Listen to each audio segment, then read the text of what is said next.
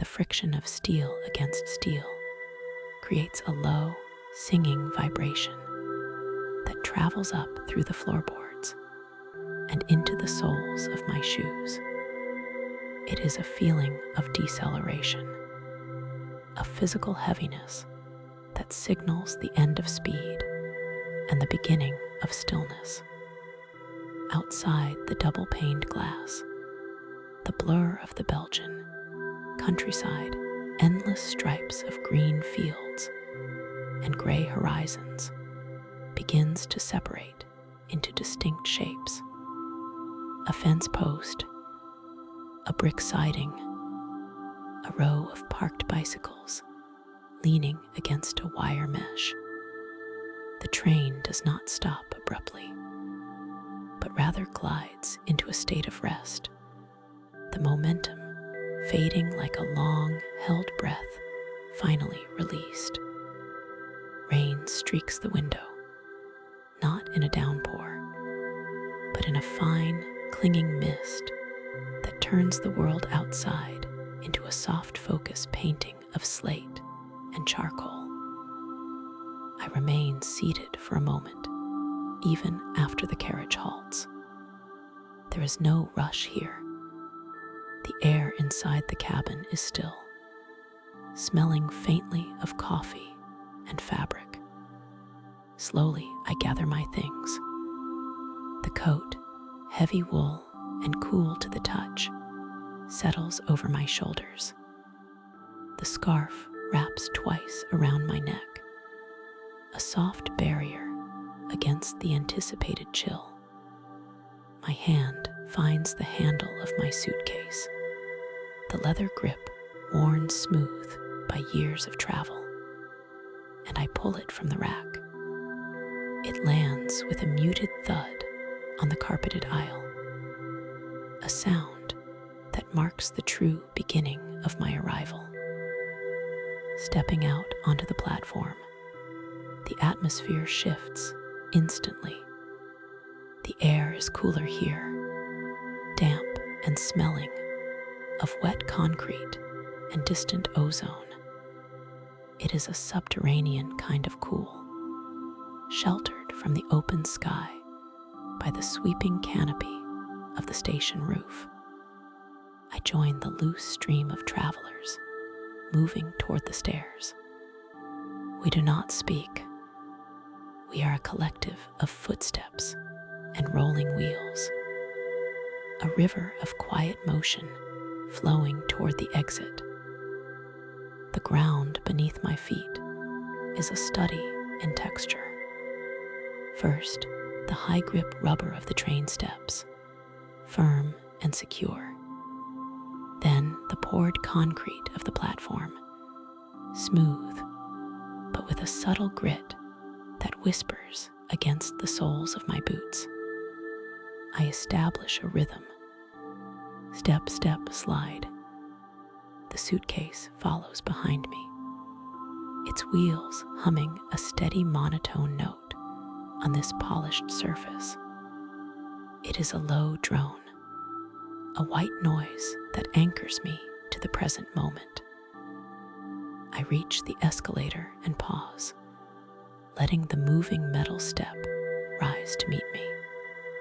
The handrail is black rubber, moving in perfect sync with the stairs.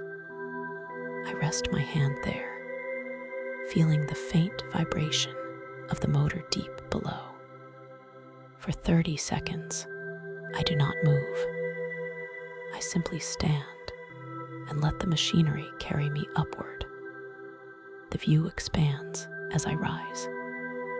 The gray light of the afternoon filters through the glass walls of the station hall, illuminating the dust motes dancing in the high, vaulted space. At the top, the floor changes again. Now it is a vast expanse of polished tile, speckled with flecks of quartz and granite. The acoustic quality of the space opens up. The sound of my suitcase wheels changes from a hum to a hollow, rhythmic click-clack as they cross the seams between the tiles. Click-clack, click-clack. The rhythm is hypnotic. It matches the beating of my heart, a slow and steady cadence that pushes away the frantic energy of travel. I navigate the concourse with a slow, deliberate gait. There are shops on the periphery, glowing with warm yellow light, selling chocolates and magazines, but they are just blurs of color in my peripheral vision. My focus is on the tactile sensation of walking. The weight of the bag in my right hand is a grounding force. It pulls slightly at my shoulder, a reminder of the gravity that holds us to the earth.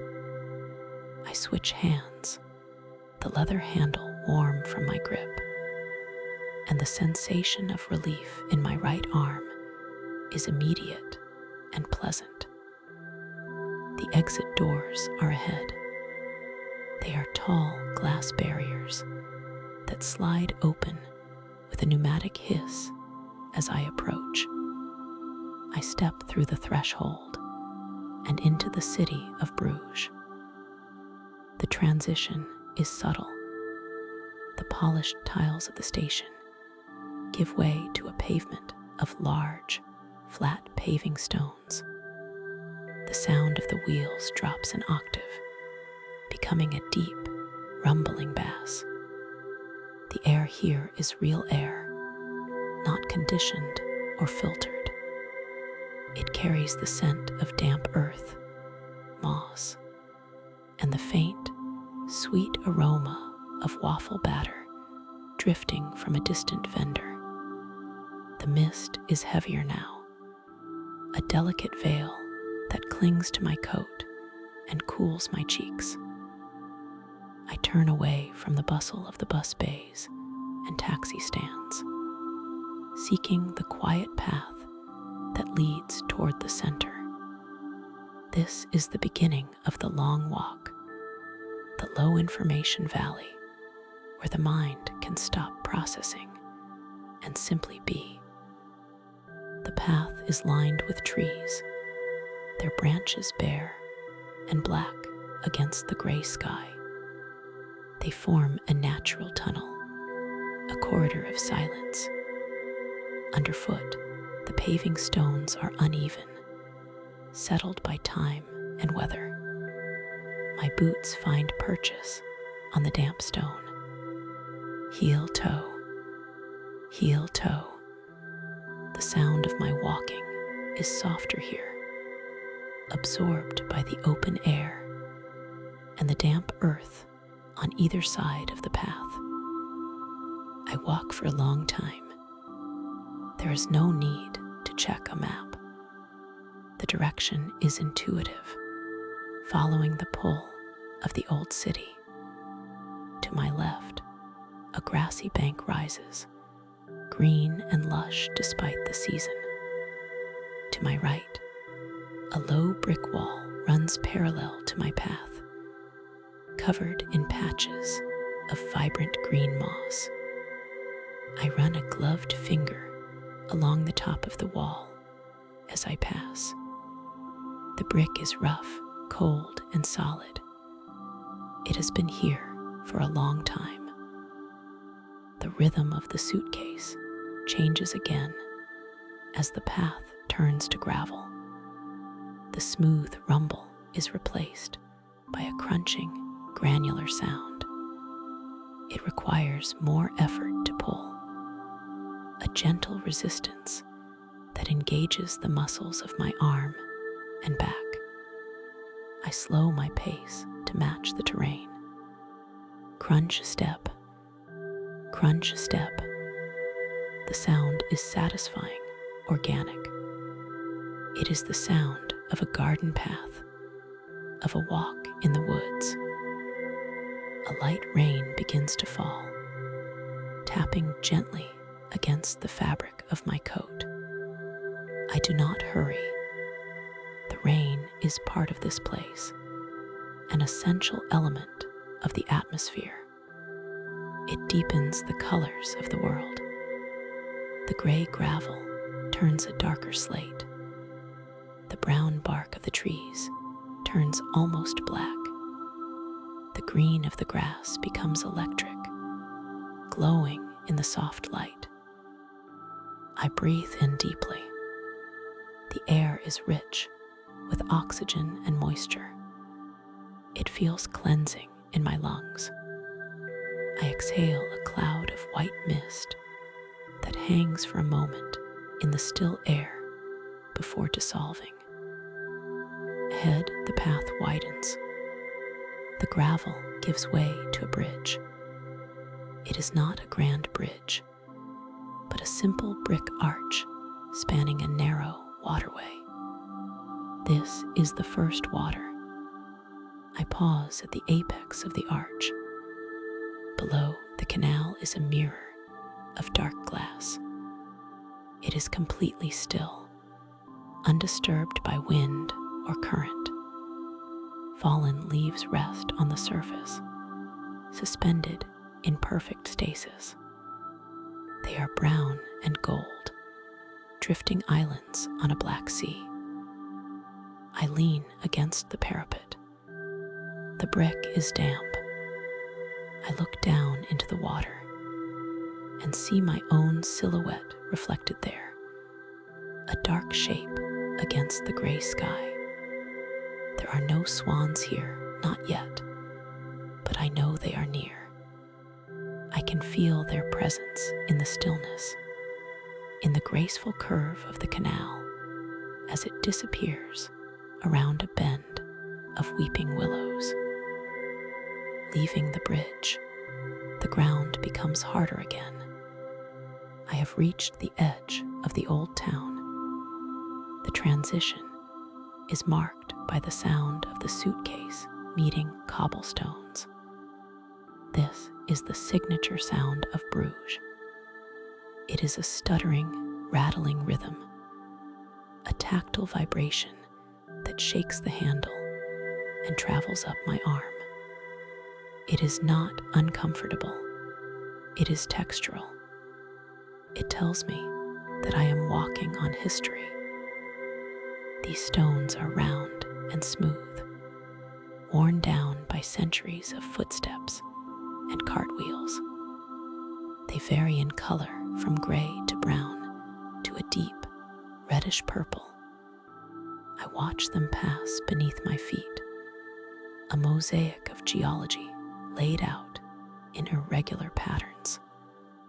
I have to walk slower here. The uneven surface demands attention. I place each foot with care, feeling the contours of the stones through the soles of my boots. The streets are narrow, lined with brick houses that rise straight up from the pavement. The bricks are small and dark, held together by pale mortar. The facades are stepped at the top, like staircases leading to the sky. I pass a window with lace curtains drawn tight. Inside, a warm lamp glows, suggesting a quiet domesticity that is entirely separate from my journey. I turn a corner and the soundscape changes. The rattling of my wheels echoes off the high walls, amplifying the sense of solitude. There are no cars here. The only other sound is the distant, muffled tolling of a bell. 1, 2, 3. It is a deep, resonant sound that seems to come from everywhere and nowhere at once. It hangs in the heavy air, vibrating long after the strike has ceased. I continue to walk. The street curves gently, following the line of a hidden canal. I can smell the water again, that mineral, earthy scent. A bicycle leans against a lamppost, its frame glistening with droplets of rain. The seat is covered with a plastic bag to keep it dry. It is a small detail, a practical touch that feels immensely human. My destination is near. I can feel the fatigue in my legs now, a pleasant heaviness that comes from honest movement. I shift the bag to my left hand again. The street opens up into a small square. In the center stands a large tree, its roots buckling the cobblestones slightly. A wooden bench sits beneath it, empty and inviting, but I press on. The hotel is a narrow building, tucked between two larger merchant houses. The door is heavy oak, painted a glossy dark green. I stop before it. The brass handle is cold and solid. I turn it, and the door opens with a heavy, well-oiled click. The lobby is small and warm. The silence here is different from the silence of the street. It is a padded, interior silence. The floor is covered in a thick Persian runner that instantly silences my footsteps. The air smells of beeswax polish and dried lavender. There is no complex check-in procedure. A quiet exchange of words, a nod, a smile. A heavy brass key is placed in my hand. It is cool and substantial, with a large tassel attached to the ring. It feels like a key to a secret garden or a chest of forgotten things. I bypass the small elevator and take the stairs. They are wooden, winding upward in a tight spiral. The wood creaks softly under my weight, a domestic sound that feels welcoming. The banister is polished smooth, sliding under my hand as I ascend. 1 flight, 2 flights. The carpet on the stairs is deep red, absorbing the sound of my ascent. I reach the 2nd floor. The hallway is dimly lit by wall sconces that cast warm pools of light on the cream-colored wallpaper. I find the door with the number 24 painted on a small porcelain oval. I insert the key into the lock. The mechanism turns with a satisfying metallic clunk. The room is a sanctuary. I step inside and close the door behind me. The latch clicks, sealing out the world. The room is not large, but it is perfectly proportioned.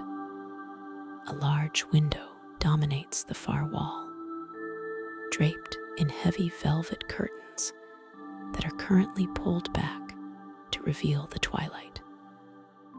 I leave my suitcase by the door. I do not unpack yet. I simply stand in the center of the room and let the atmosphere settle around me. The floor is dark wood, polished to a high shine. A woven rug sits at the foot of the bed. I walk to the window. The view looks out over the canal I sensed earlier. The water is directly below, lapping gently against the brick foundation of the hotel. Across the water, the back of another row of houses rises, their windows dark, save for 1 or 2 glowing rectangles of yellow light. A willow tree trails its branches in the water, the tips breaking the surface tension with infinite delicacy. And then I see it, a single white shape gliding silently out from the shadows of the bridge. A swan. It moves without effort, a cloud of white feathers on the dark water. It creates a V-shaped wake that ripples outward, disturbing the reflection of the street lamps. I watch it until it disappears into the mist, a ghost of the canals. I turn back to the room. The bed is high, covered in a duvet of pristine white. I approach it slowly. The fatigue I have been holding at bay finally washes over me. It is not an exhaustion of the spirit, but a heaviness of the body that craves horizontal rest. I sit on the edge of the bed. The mattress is firm but yielding. I unlace my boots one by one. The laces are stiff with dampness. I pull them loose, feeling the pressure release across the top of my foot. I slide my heel out, then the other. The freedom is exquisite. I wiggle my toes in their wool socks, feeling the blood return to the extremities. I stand one last time to remove my coat. The wool is heavy, retaining the cold of the outdoors. I hang it in the wardrobe, brushing the moisture from the shoulders. The scarf follows, uncoiling from my neck like a shedding skin. I do not turn on the main light. The illumination from the bedside lamp is enough. It casts a warm, golden circle on the pillow. I pull back the duvet. The sheets underneath are cool, crisp cotton. They are pulled tight, without a single wrinkle. I slide into the bed. The sensation of the cool sheets against my skin is a shock that instantly turns into comfort. I pull the heavy duvet up to my chin. The weight of it is grounding, a physical reassurance of safety. My head sinks into the pillow, which releases a faint scent of starch and fresh air. I lie on my back, staring up at the ceiling. The wooden beams are visible in the dim light, dark stripes against the white plaster. I listen. The room is quiet, but not silent. There are the settling sounds of the old building, the creak of a timber, the groan of a pipe, and outside, the faint, rhythmic lapping of the canal water against the brick. My body begins to let go. The tension in my shoulders dissolves. The muscles in my legs, tired from the cobblestones, soften and lengthen. My hands rest open on the white sheet. I close my eyes. The image of the swan glides behind my eyelids, white against black, moving in perfect silence. The rhythm of the train is gone, replaced by the slow, tidal rhythm of my own breath. In, out, in, out. The city of Bruges is outside, waiting in its mist and stone. But for now, the world has shrunk to the square footage of this bed, the warmth of the duvet, and the gentle, rocking sensation of drifting toward sleep. The morning mist hangs low over the southern edge of Bruges, dissolving the horizon into a soft, gray gradient. It is a quiet, heavy air that muffles the sound of the city, wrapping the brick towers, and the weeping willows in a blanket of damp silence. I stand at the edge of the Minwater, the lake of love, where the water is not so much a liquid as a mirror made of polished obsidian. There is no wind to disturb it, only the occasional ripple from a coot paddling near the reeds, sending out concentric rings that widen and vanish without a sound. The air smells of wet stone and dormant earth. It is a scent that speaks of age, of things that have stood in the rain for centuries. My boots find purchase on the gravel path that encircles the lake. The crunch of small stones underfoot is the only rhythm here, a steady percussion to the morning's melody of stillness. Ahead, the red brick structure of the Sashuis waits. It is a small, fortified lock house, guarding the entrance where the canal water spills into the city. I approach it slowly, letting the architecture reveal itself in layers.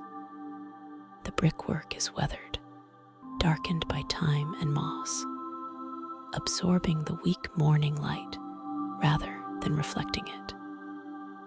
I lean over the stone parapet to look down at the water. Here the stillness breaks. The purpose of the Sashuis becomes clear in the movement of the current. Below me, the water is guided through the mechanism that has controlled the levels of the canals for generations. I focus on the dark, churning water at the base of the brick wall. There are 3 distinct drainage openings here. They are not identical. The first, on the far left, is a wide arch, dark and cavernous, swallowing the flow with a deep, resonant gurgle. It takes the bulk of the current, a heavy, muscular rush of water that disappears beneath the building. The middle opening is narrower, a vertical slit in the masonry where the water moves faster, hissing slightly as it squeezes through the constriction. It creates a small line of white foam that dances on the surface before dissolving. The third opening is the smallest, set slightly higher than the others. It seems to function as an overflow, a safety valve. Water only trickles over its lip, a gentle, melodic splashing that harmonizes with the deeper roar of the main arch. I watch the interplay of these 3 currents, the heavy rush, the focused hiss, and the gentle trickle. They merge on the other side, blending back into a single, unified body of water that glides silently toward the city center, leaving the mechanics of the lock behind. I cross the bridge that leads to the beguinage. The transition is marked by a gatehouse, a portal that feels less like an entrance and more like a filter. The noise of the outside world, already faint, is stripped away entirely as I pass under the arch. A small sign requests silence, but the request feels unnecessary. The atmosphere here demands it naturally. The beguinage is a world turned inward. Whitewashed facades surround a central green courtyard, their stepped gables rising like frozen waves against the gray sky. The white paint is not stark. It is a creamy, textured white, softened by the damp air and the shadows of the trees. The grass in the center is a vivid, impossible green, carpeted with the first hints of spring bulbs pushing through the soil.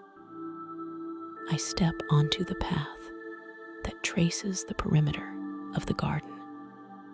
The ground here is packed earth and cobblestone, uneven and honest, but it is the trees that command the space. This is a grove of tall, slender trunks, rising high above the roof lines. I pause near the center of the green, looking up into the canopy. These are Carolina poplars. Their trunks are deeply furrowed, ridges of bark running vertically like rivers on a map. But it is their sound that holds me. A gentle breeze has begun to move through the upper branches. It does not howl or whistle. The sound is dry and crisp. The leaves of the Carolina poplar are structured in a way that makes them tremble at the slightest breath of air. As the breeze passes through, thousands of leaves brush against one another. It sounds like the turning of pages in an ancient library.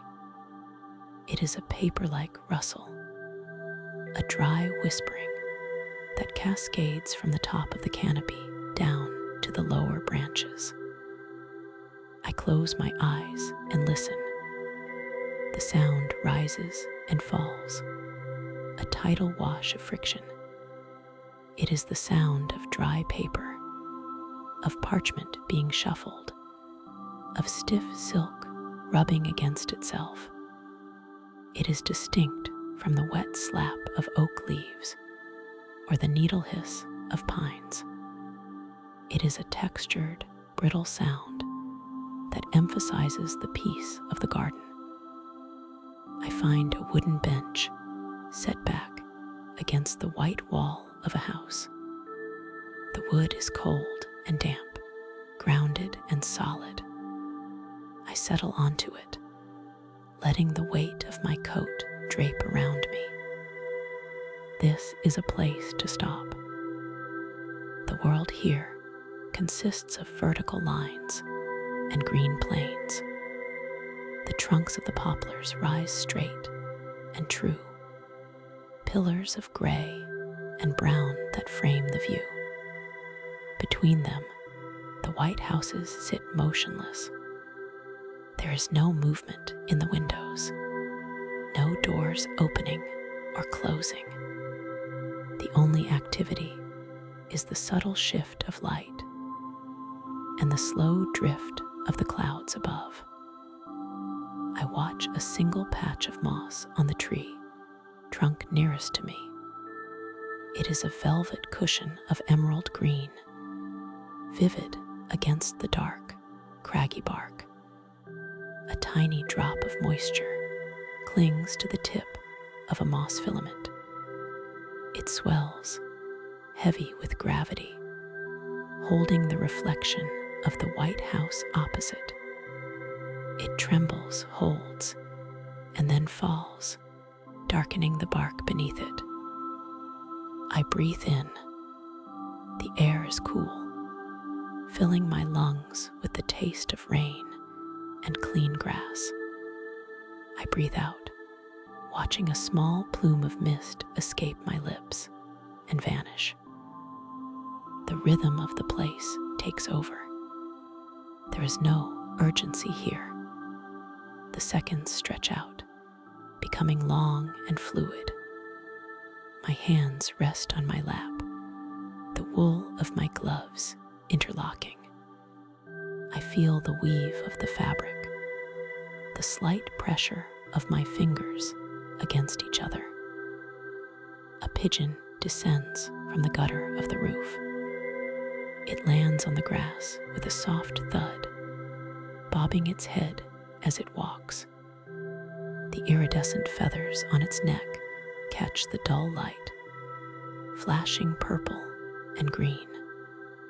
It pecks at the ground, once, twice, then tucks its head into its chest and becomes a statue.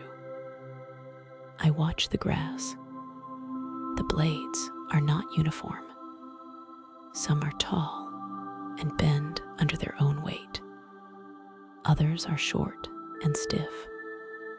The wind moves them in waves, a slow ripple that travels from the left side of the courtyard to the right. It is hypnotic, this ceaseless, gentle motion. It is like watching the ocean, but slower, quieter. The light changes imperceptibly. The gray sky brightens for a moment, thinning the clouds, and the white walls of the beguinage glow with a sudden, soft intensity.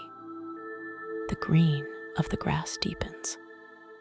Shadows, previously vague and diffused, sharpen slightly at the base of the trees.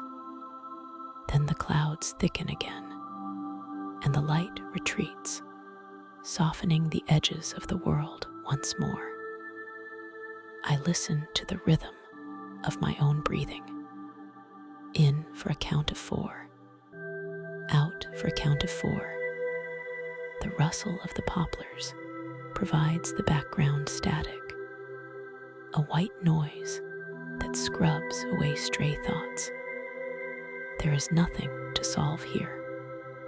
There is no destination to reach. There is only the bench, the cold air, the vertical trees, and the green earth. A distant bell tolls. It is deep and muffled, coming from the direction of the main square. 1, 2, 3. The sound decays slowly, lingering in the enclosed garden before fading into the rustle of the leaves. I remain still. The cold has seeped through the layers of my clothing, but it is not unpleasant. It is a grounding sensation, a reminder of the physical world. It makes the warmth of my own body feel more contained, more precious.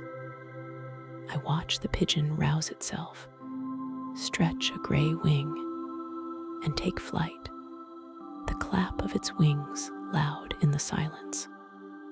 It circles the courtyard once and disappears over the red tiled roof. The space it leaves behind feels empty, but full of peace. I let my gaze drift out of focus, turning the scene into a wash of colors. White, green, gray, brown. The colors blend at the edges. The visual input slows down. The mind slows down. Minutes pass, or perhaps an hour. The measurement of time feels irrelevant in a place that has looked exactly like this for 400 years. The stillness is the only clock.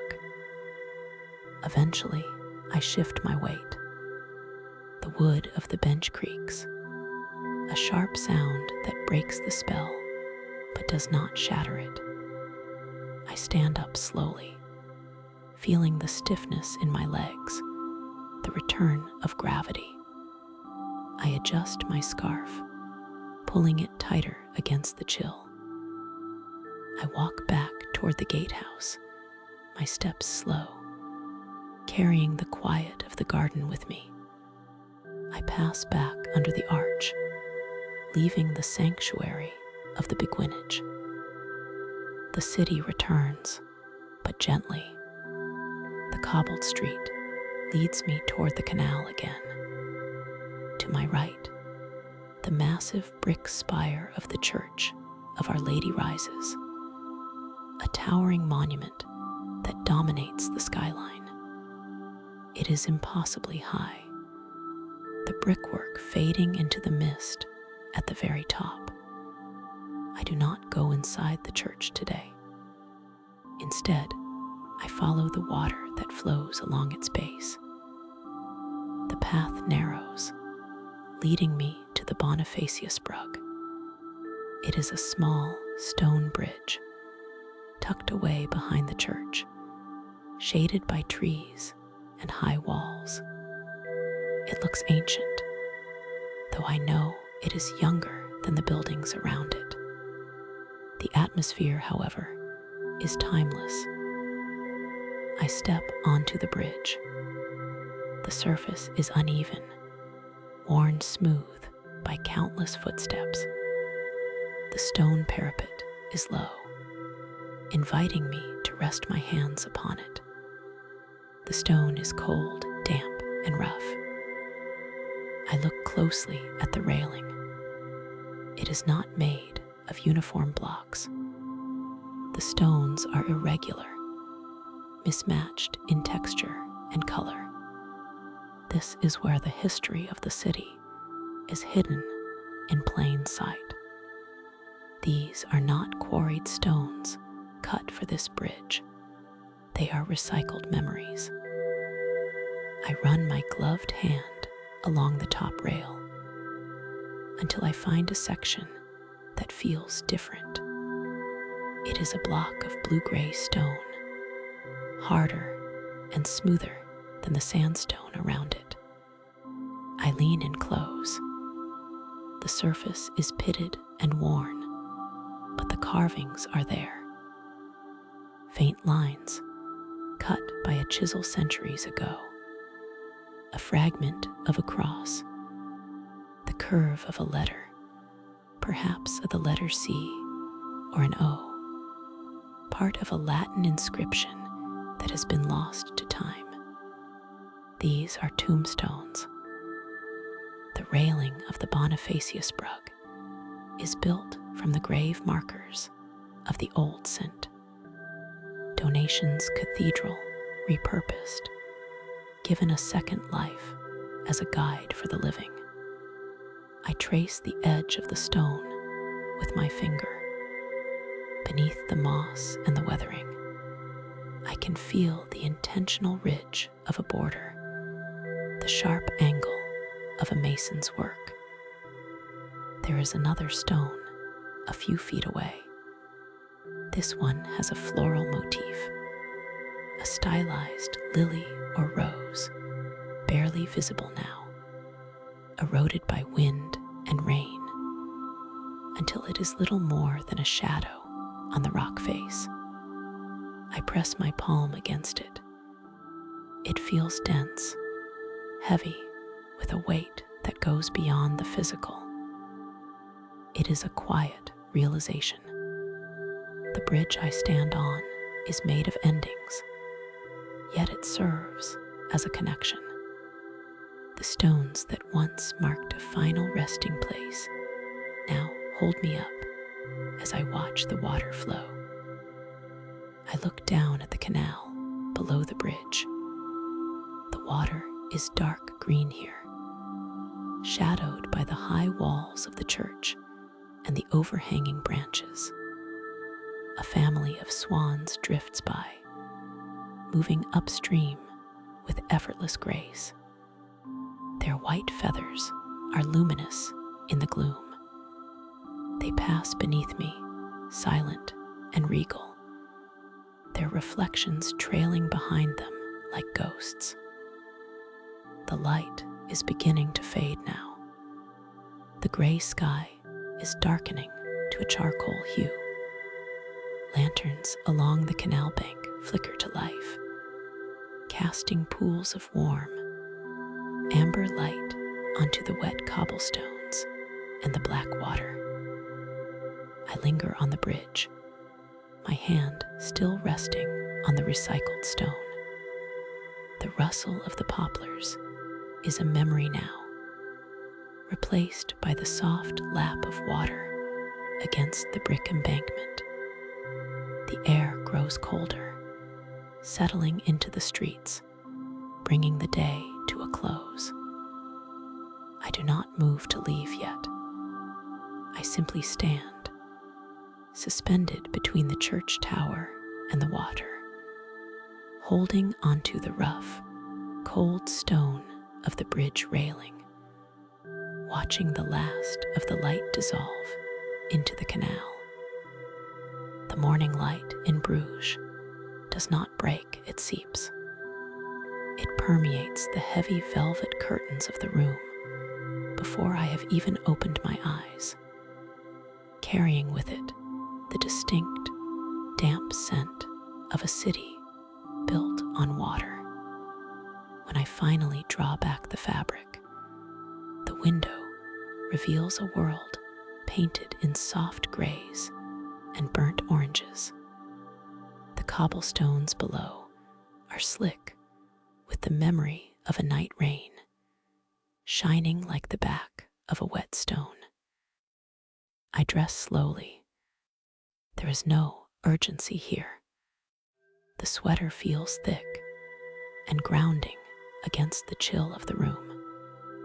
My boots lace up with a quiet friction, the sound distinct in the silence of the early hour. Stepping out onto the street, the air is cool and tastes faintly of river clay and old brick.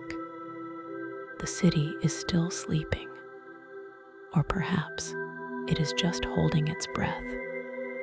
I turn my collar up and begin to move.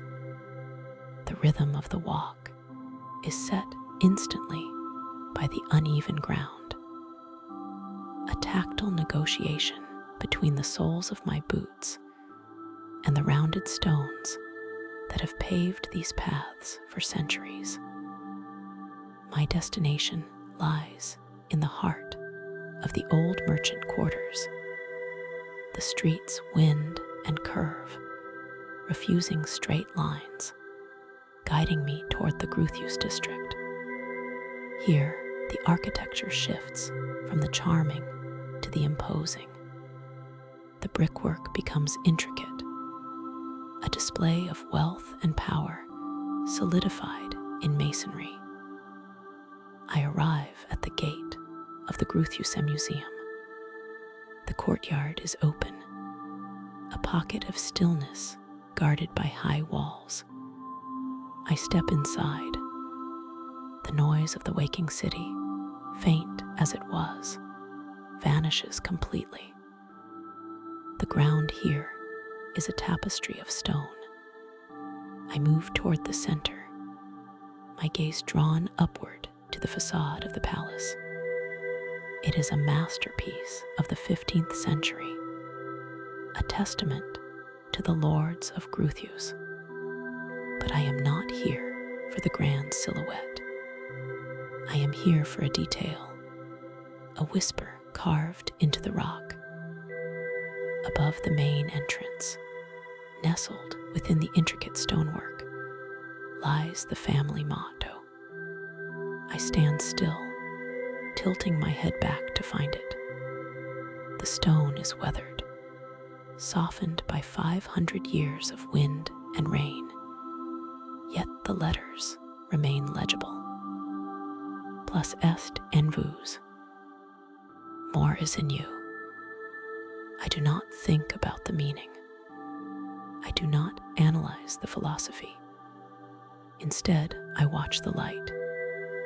The sun has climbed just enough to cast the shadow of a nearby turret across the face of the building. The shadow is sharp, a line of dark ink drawn against the pale sandstone. It is needle thin. I watch it traverse the motto. It touches the bottom curve of the letter P. It lingers there. The movement is imperceptible if one stares directly. But if I look away at a gargoyle and look back, the darkness has crept upward. It bisects the letter, a slow, celestial erasure. The contrast is absolute, the bright, illuminated stone, and the deep, cold gray of the shadow. It creates a texture I can almost feel with my eyes, a roughness that speaks of grains of sand held together by time. The silence in the courtyard is heavy. It presses against my ears, a comforting weight.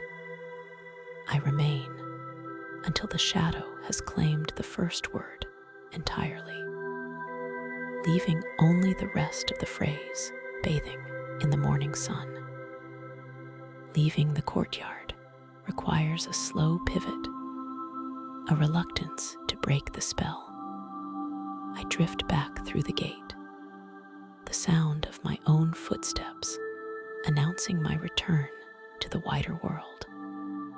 The transition is soft. The walls recede and the space opens up. The smell of water becomes stronger, a fresh, organic scent that signals the proximity of the Daver. The canal stretches out, a long, glassy ribbon reflecting the sky. The water is a deep, opaque green, the color of bottle glass. Along the banks, the trees lean inward, their branches creating a vaulted ceiling of leaves that filters the light into dappled patterns on the path. I find a bench near the water's edge. The wood is cool and damp. I settle onto it, letting the structure of the city fade into the background. Here begins the long wait, the valley of time where nothing happens and everything happens. I watch the surface of the canal. It is not still, not truly. There is a current, slow and deep, visible only in the way. A fallen leaf travels from left to right. It drifts with agonizing slowness, rotating gently, caught in the tension of the water's surface. A duck paddles by, closer to the far bank. The wake it creates is a geometric marvel. The V-shape expands, the ripples moving outward in perfect, concentric lines. I follow one single ripple. It is a ridge of light moving across the darkness. It travels 1 meter, 2 meters, 3. It softens as it goes, the peak becoming lower, the trough shallower, until it simply ceases to exist, absorbed by the stillness. I breathe in. The air is moist. I breathe out. A white cloud forms and dissolves.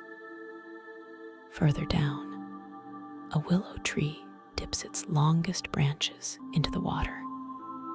The tips of the leaves are submerged. As the current moves, the branches sway, creating a tiny, rhythmic disturbance. A small circle of ripples radiates from the contact point.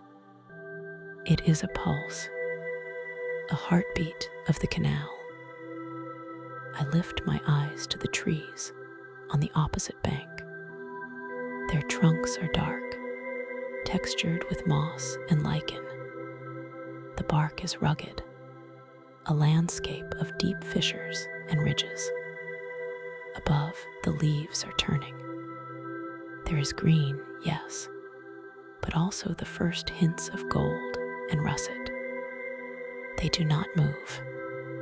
The wind has died down completely. They hang suspended, a frozen explosion of color against the gray-blue sky. My gaze drops back to the water. The reflection of the buildings is inverted and wavering. The stepped gables of the houses look like stairs leading down into a submerged world. The red brick becomes a smear of copper. The white window frames become shimmering bars of silver. When the water is undisturbed, the reflection is nearly perfect, a second city sleeping beneath the first. But then a breeze touches the surface, and the city dissolves into impressionist strokes, a painting being washed away by turpentine. I close my eyes. The visual world disappears, leaving only the auditory. The sound of the water is faint. A lap, a gurgle, the soft slap of liquid against stone. Far away, a bell tolls. It is deep and resonant. 1, 2, 3. The sound travels through the heavy air, losing its sharp edges before it reaches me. It is a round sound, a hum that vibrates in the chest. I listen to the space between the bells. The silence is not empty. It is filled with the rustle of a bird shifting in the branches, the distant hum of a car on a perimeter road, the scuff of a shoe on gravel somewhere behind me. I open my eyes. The light has shifted. The sun has moved behind a cloud, turning the water from a mirror into a sheet of slate. I stand. The movement is fluid. My legs feel heavy, grounded. I begin to walk again, following the line of the canal. The path is lined with lime trees, their trunks planted at regular intervals. I count them as I pass. 1, 2, 3. The repetition is soothing. The gravel crunches rhythmically. Step, crunch, step, crunch. There is no goal here, no destination that requires rushing. The path curves gently, following the natural bend of the waterway. I pass a group of swans. They are sleeping on the grassy bank, their heads tucked under their wings, transforming themselves into large, white stones. One of them wakes as I pass, lifting a long, serpentine neck to watch me. Its eyes are dark beads. It watches without interest, then lowers its head again, tucking the beak back into the warmth of the feathers. I continue. The path narrows. The buildings crowd closer to the water. The sense of enclosure returns, the feeling of walking through a canyon of brick and history. The bridge appears ahead. It is the Pierdenbrug, the horse bridge. It is not grand. It does not have the soaring towers or the golden statues of other landmarks. It is a working bridge, built in the 17th century, sturdy and arched. It is made of brick and stone, its colors blending seamlessly with the quay. I stop at the base of the bridge. I do not cross it immediately. Instead, I move to the side, where the stone parapet meets the bank. I lean over, looking down at the water line. Here, built into the base of the bridge, are the water stairs. They are simple steps, cut from blue limestone, descending from the street level down into the canal. They were once used for horses to drink, or for washerwomen to reach the water, or for goods to be unloaded from flat-bottomed boats. Now they are empty. My eyes trace the shape of the steps. They are not flat. I focus on the concave, where, on the center of the stairs, it is a subtle erosion, a hollowing out of the hard stone. It looks as though a giant thumb has pressed into a block of clay. The depression is smooth, polished by the friction of 1,000,000 footsteps, 1,000,000 hooves, 1,000,000 wooden buckets. I can see the grain of the stone in the hollow.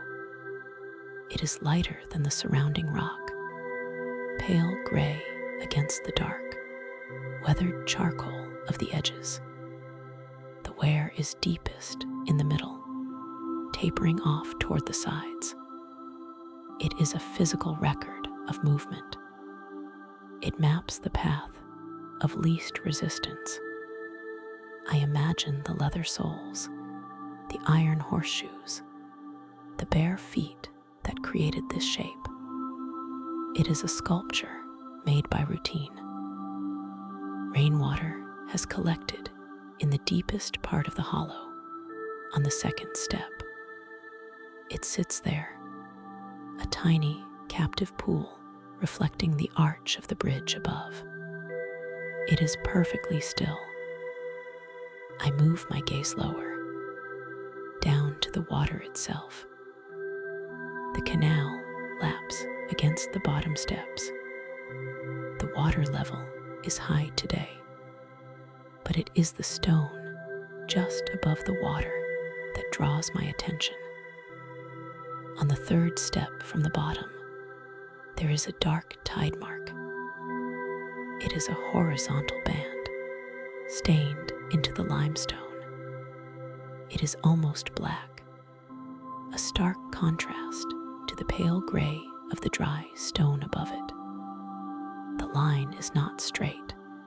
It undulates slightly, mimicking the motion of the small waves. This dark band is alive with texture. It is slick with algae, a velvety green-black moss that clings to the pores of the rock. It glistens with moisture. I observe the way the water interacts with it. A small wave washes up, covering the mark, submerging the third step entirely. Then the water recedes, draining away with a soft, sucking sound. The stone emerges again. It is wetter now, shining. I watch this cycle repeat. Wash, recede, wash, recede. The tide mark is the boundary between two worlds. Above the line, the stone belongs to the city, to the air, to the pigeons that land on the edge to drink. Below the line, the stone belongs to the canal, to the fish, to the dark silt at the bottom. The third step exists in both. It is a threshold. I lean further over the parapet, resting my chin on my folded arms. The brick of the bridge wall is rough against my sleeves.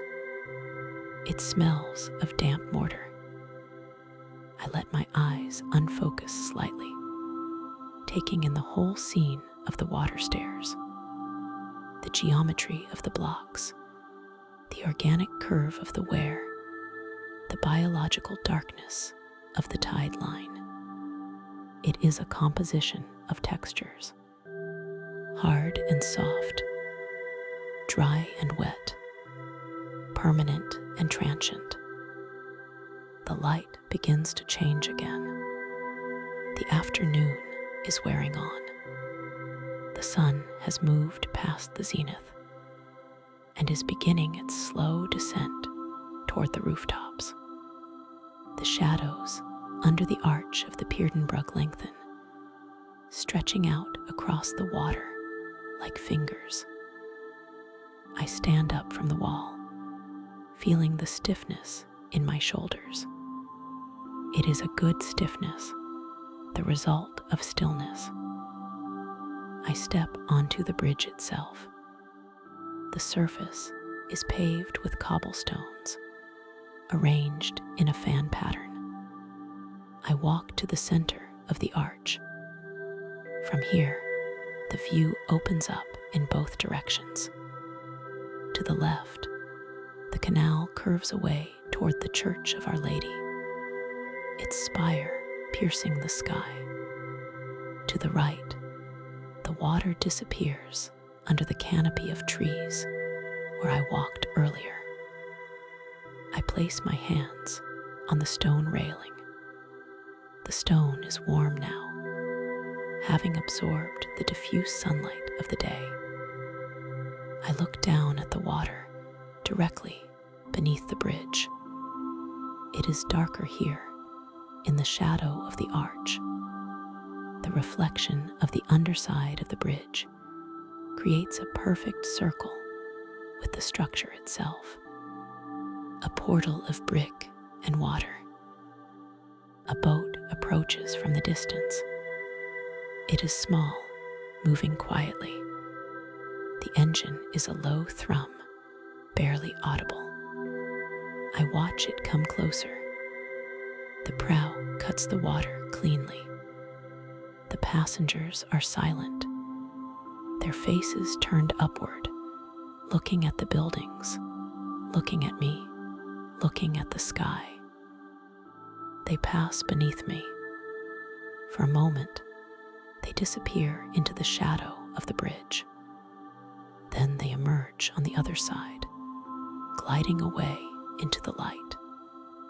The wake they leave behind rocks the reflection of the bridge, shattering the perfect circle into fragments of red and gray.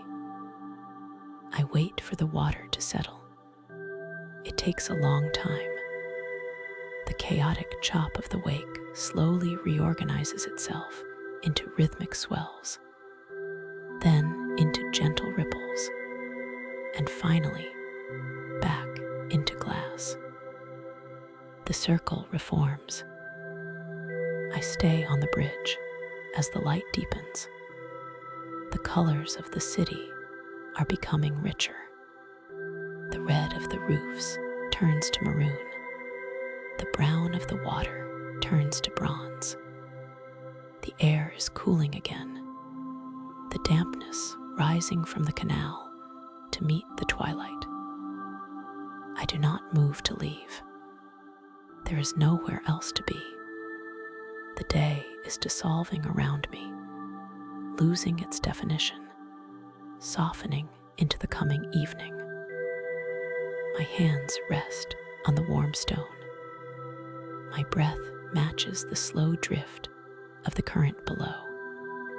The city holds me in its quiet brick embrace, and I let the moment linger, unfinished, suspended above the dark, waiting water.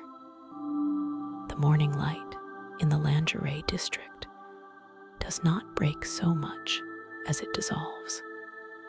It softens the hard edges of the slate roofs and turns the canal into a long, polished mirror of silver and gray.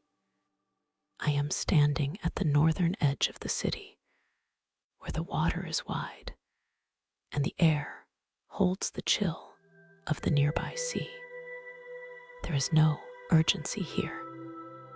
The tourists have not yet risen, and the few locals on bicycles drift past with a quiet whir of rubber on cobblestone, disappearing into the mist like ghosts. My boots find the rhythm of the quay. This is the Long Reach, a stretch of water that once welcomed the great trading ships, but now serves only the swans and the silent, moored barges.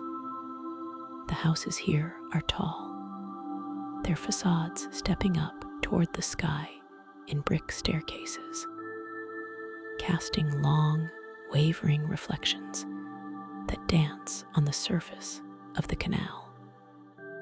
I move north. The city feels different here, away from the central squares. It is a place of residence, of quiet domesticity, where the curtains are drawn against the morning damp, and the smell of roasting coffee is faint and fleeting. To my right, the water is a constant companion.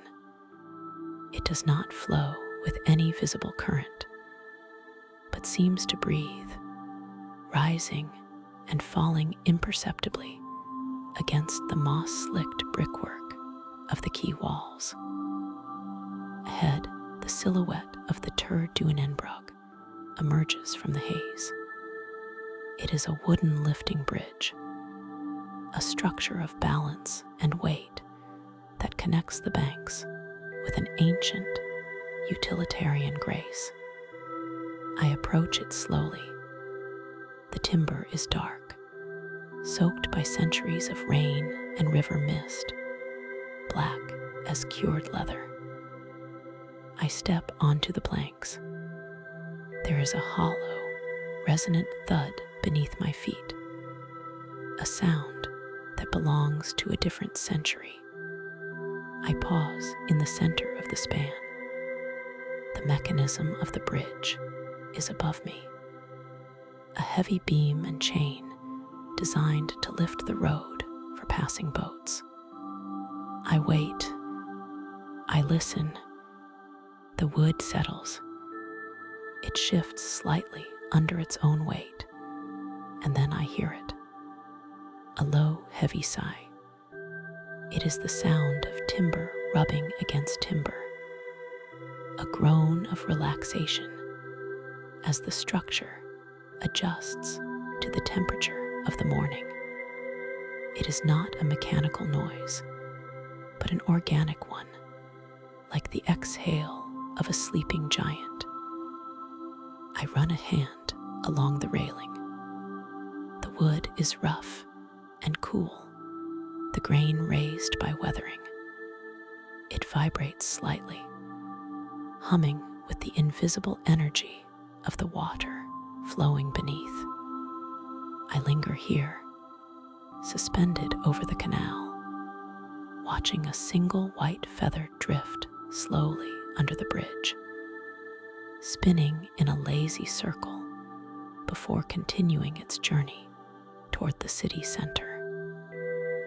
Leaving the bridge, I turn my back to the open north and begin the journey inward toward the heart of the district. The path follows the water, winding through the Groneray, the Green Canal. The name is not a metaphor. Here, the trees lean out from the private gardens, their branches forming a vaulted ceiling of leaves that turns the light emerald and gold. The transition is gradual. The stone of the Langeray gives way to the verdant tunnel of the Groneray.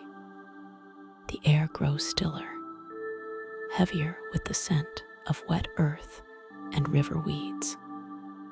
I allow my pace to match the slow drift of the fallen leaves on the surface of the water. This is the Valley of the Walk, a space where time stretches and thins until it is translucent. I settle into a rhythm that requires no thought. Left foot, right foot. The gravel of the path is fine and pale, crunching softly with a sound like sugar dissolving. The noise is consistent, a white noise anchor that keeps me tethered to the present moment. I do not look for landmarks. I do not seek out names or dates.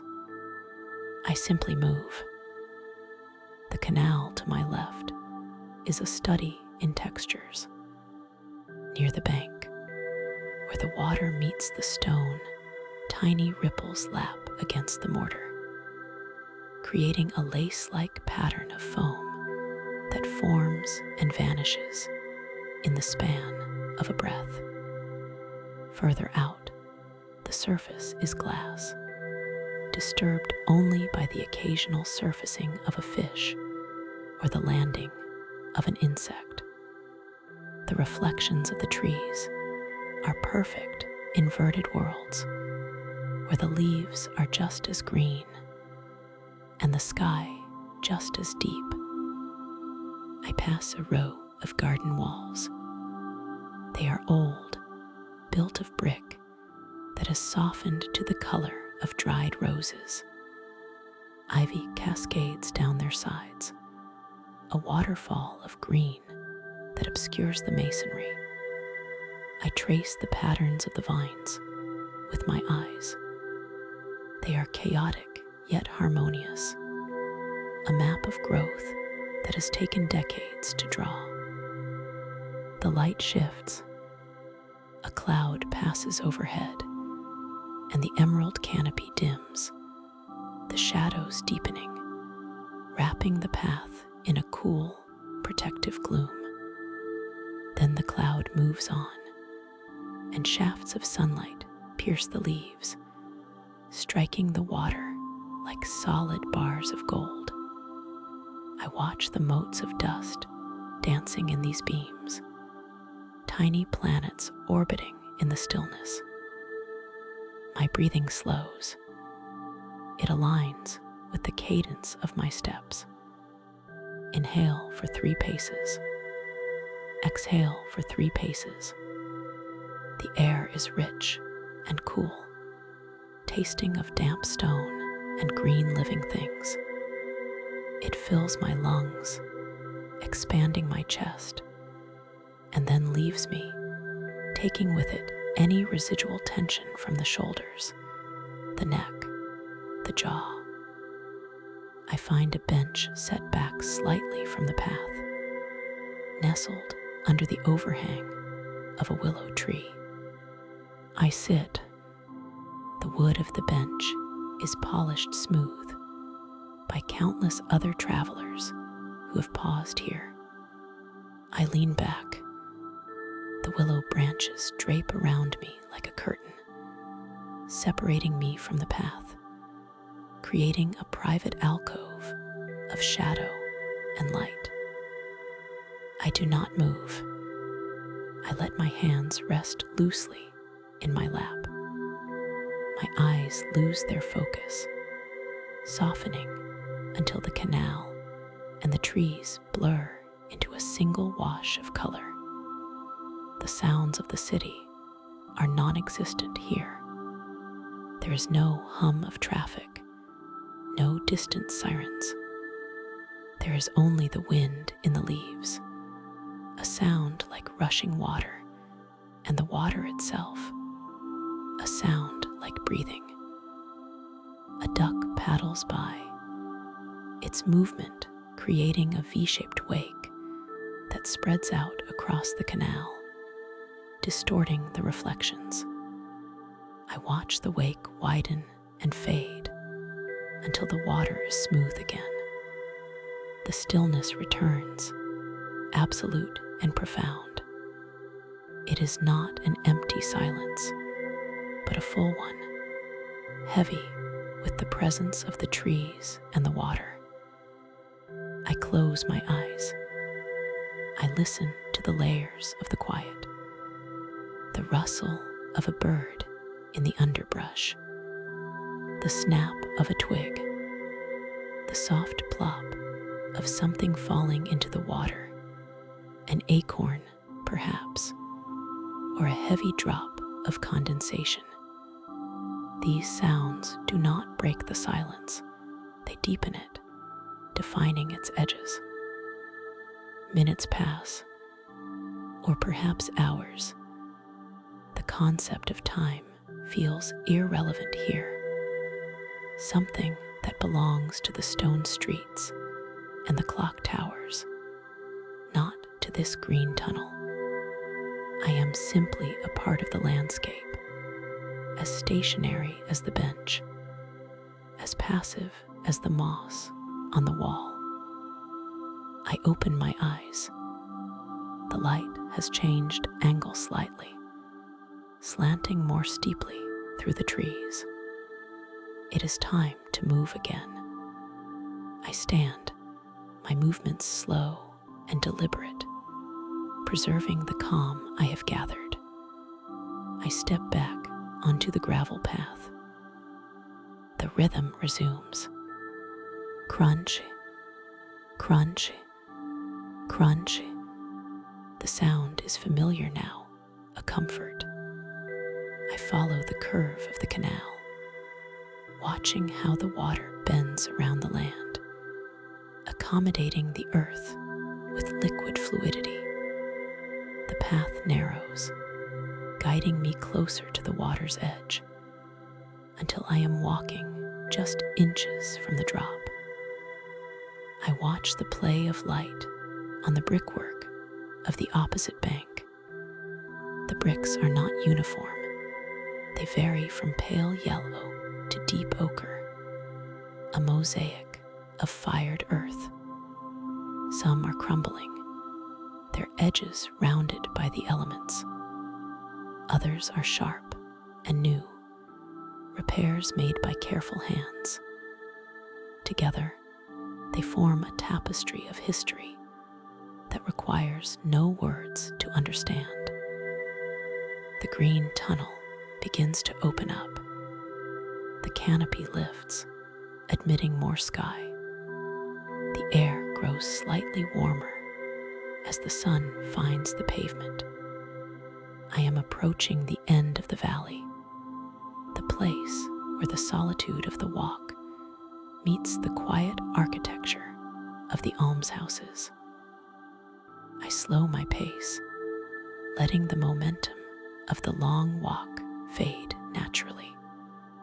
Ahead, nestled between the larger merchant houses, lies a modest, arched entrance. It is easily missed. There are no grand signs, no crowds gathering. It is the Godchuis de Pelican, the Pelican Almshouse. I step through the gate. The sounds of the canal, already faint, vanish entirely. I am in a courtyard, a secret garden enclosed by whitewashed walls and red-tiled roofs. The ground is paved with cobblestones, interspersed with beds of flowering herbs and manicured hedges. It is a space designed for silence, for contemplation. I walk to the center of the courtyard. The air here is still, protected from the breeze by the surrounding buildings. It smells of lavender and damp stone. I turn slowly, taking in the symmetry of the architecture. The doors of the small houses are painted a deep, glossy green, each one identical, each one promising a simple, ordered life. My attention is drawn to the facade of the main building. It is old, the brickwork weathered to a soft, warm texture. But it is the moss that captures me. Along the lower courses of the stone, where the shadow of the roof never quite lifts, a layer of moss has taken hold. I approach the wall. I take off my glove. I reach out. The moss is vibrant, a shocking emerald green against the gray stone. It looks like velvet, thick and plush. I press my fingertips into it. It is impossibly soft, yielding under the lightest pressure. It is cool to the touch, holding the moisture of the morning dew deep within its fibers. I run my fingers across the surface. It does not feel like a plant. It feels like a fabric woven by the earth itself. There is a dampness to it that seeps into my skin, a connection to the water that flows just outside these walls. I stand there for a long moment, my hand resting on the living wall. The sensation is grounding. It connects the heat of my hand to the cool permanence of the building. I trace the irregular edges of the moss patch, mapping its miniature geography of hills and valleys with my fingertips. Above the moss, set into the stone above the central door, is the relief I have come to find. I step back to see it clearly. It is a stone carving, oval in shape, framed by scrolls of masonry. The image is weathered, the sharp edges softened by centuries of wind and rain, but the form is unmistakable. It is a pelican. The bird sits in its nest, its wings half spread, its long neck curved down toward its chest. Beneath it, 3 small chicks wait with open beaks. I study the carving. The stone is gray, speckled with lichen that matches the roof tiles. The sculptor captured attention in the bird's posture, a deliberate, sacrificial grace. The legend says the pelican feeds its young with its own blood in times of famine. I do not analyze the myth. I simply look at the stone. I see the curve of the wing, the texture of the feathers chipped out of rock by a hand that has been dust for 300 years. The light in the courtyard is fading now, the sun dipping below the roofline, casting long, cool shadows across the cobblestones. The white walls turn a soft blue-gray. The relief of the pelican seems to recede into the stone, its details blurring as the contrast lowers. I lower my gaze from the carving to the garden. The lavender bushes are gray-green ghosts in the twilight. A single blackbird lands on the roof ridge, sings a short, melodic phrase, and flies away. The silence rushes back in to fill the space where the song was. I move toward a wooden bench set against the wall, opposite the pelican. I sit. The wood is hard and solid. I lean my head back against the whitewashed brick. The texture of the wall is rough against my hair. I do not check the time. There is nowhere else to be. The gate I entered through is a rectangle of dim light, leading back to the world, but I am not ready to cross it. I watch the sky above the courtyard turn from pale blue to a deep, bruised violet. My hands rest on my knees. I can still feel the ghost sensation of the cool, damp moss on my fingertips. The memory of the bridge's heavy sigh echoes faintly in my mind, a counterpoint to the absolute stillness of this garden. The day is dissolving. The colors are draining away, leaving only shapes and tones. The white walls glow faintly, holding the last of the daylight. The windows of the small houses are dark, reflecting the darkening sky. I breathe in the cooling air. It is sweeter now, the smell of the night blooming jasmine mixing with the river scent. My eyes feel heavy, not with exhaustion, but with the weight of seeing, of observing so closely. I let my gaze drift, unfocused, across the courtyard. The shapes of the hedges merge with the shadows of the walls. The stone pelican is just a shadow now, a silent guardian in the gloom.